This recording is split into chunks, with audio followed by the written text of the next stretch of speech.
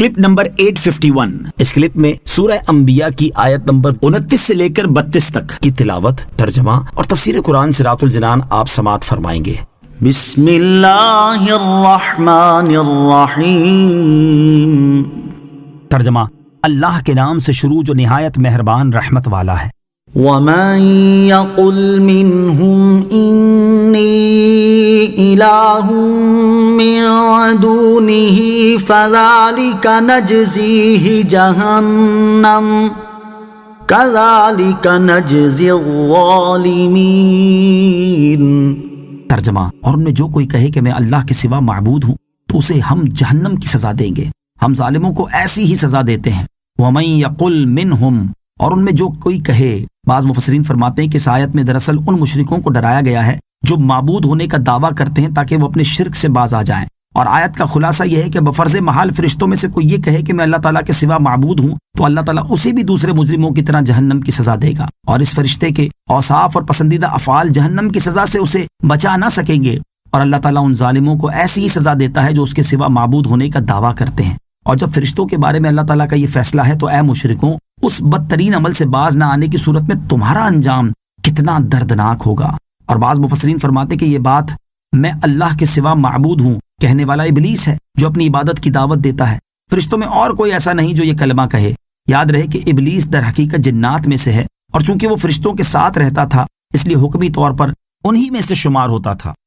اولم ير الذين كفروا ان السماوات والارض كانتا رتقا ففتقناهما وجعلنا من الماء كل شيء حي افلا يؤمنون۔ ترجمہ: کیا کافروں نے یہ خیال نہ کیا کہ آسمان اور زمین ملے ہوئے تھے تو ہم نے انہیں کھول دیا اور ہم نے ہر جاندار چیز پانی سے بنائی، تو کیا وہ ایمان نہیں لائیں گے؟ اولم یر الذین کفروا، کیا کافروں نے یہ خیال نہ کیا؟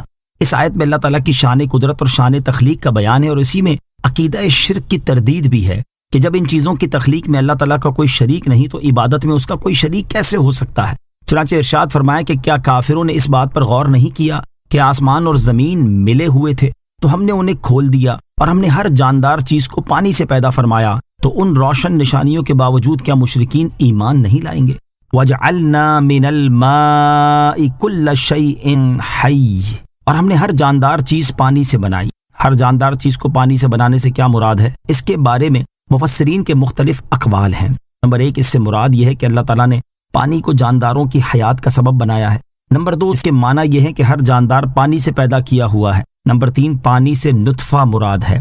افلا یؤمنون، تو کیا وہ ایمان نہیں لائیں گے؟ اس سے مراد یہ ہے کہ کیا وہ ایسا نہیں کریں گے کہ ان دلائل میں غور و فکر کریں اور اس کے ذریعے اس خالق کو جان لے جس کا کوئی شریک نہیں، اور شرک کا طریقہ چھوڑ کر اللہ تعالیٰ پر ایمان لے آئیں۔ اس آیت مبارکہ کو سامنے رکھتے ہوئے موجودہ دور کے تمام سیکولر اور ملحد مفکرین کو چاہیے کہ وہ ان دلائل میں غور و فکر کریں جو خدا کے موجود ہونے پر دلالت کرتے ہیں، اور خدا کے موجود نہ ہونے کا نظریہ چھوڑ کر اس خدا پر ایمان لے آئیں جو اس کائنات کو پیدا کرنے والا اور اس کے نظام کو چلانے والا ہے۔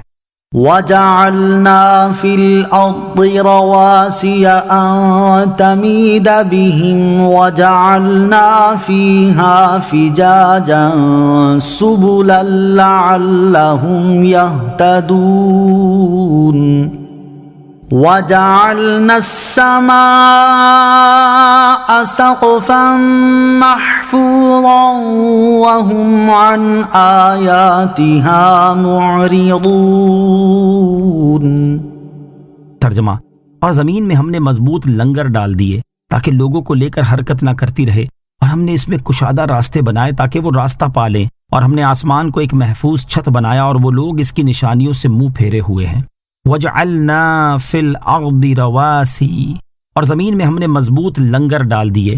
اس آیت کا خلاصہ یہ ہے کہ اللہ تعالیٰ نے زمین میں مضبوط پہاڑ قائم کر دیے تاکہ زمین جم جائے، ٹھہری رہے اور غیر متوازن حرکت نہ کرے، اور لوگ اس پر آرام و سکون کے ساتھ چل سکیں، اور اللہ تعالیٰ نے اس میں کشادہ راستے بنائے تاکہ لوگ اپنے سفروں میں راستہ پالیں اور جن مقامات کا ارادہ کریں وہاں تک پہنچ سکیں۔ وَجَعَلْنَا السَّمَاءَ سَقْفًا مَحْفُوظًا، اور ہم نے آسمان کو ایک محفوظ چھت بنایا، یعنی اللہ تعالیٰ نے آسمان کو ایک گرنے سے محفوظ چھت بنایا، اور کافروں کا حال یہ ہے کہ وہ آسمانی کائنات، سورج، چاند، ستارے اور اپنے اپنے افلاک میں ان کی حرکتوں کی کیفیت اور اپنے اپنے مطالعے سے ان کے طلوع اور غروب اور ان کے احوال کے عجائبات جو عالم کو بنانے والے کے وجود، اس کی وحدت اور اس کی قدرت و حکمت کے کمال پر دلالت کرتے ہیں، ان سب سے اعراض کرتے ہیں اور ان دلائل سے فائدہ نہیں اٹھاتے۔ اس آیت سے معلوم ہوا کہ ریاضی اور فلکیات کا علم اعلیٰ علوم میں سے ہے، جبکہ انہیں اللہ تعالیٰ کی معرفت کا ذریعہ بنایا جائے۔ صوفیہ کرام رحمۃ اللہ تعالی علیہم فرماتے ہیں کہ ایک گھڑی کی فکر 1000 سال کے اس ذکر سے افضل ہے جو بغیر فکر کے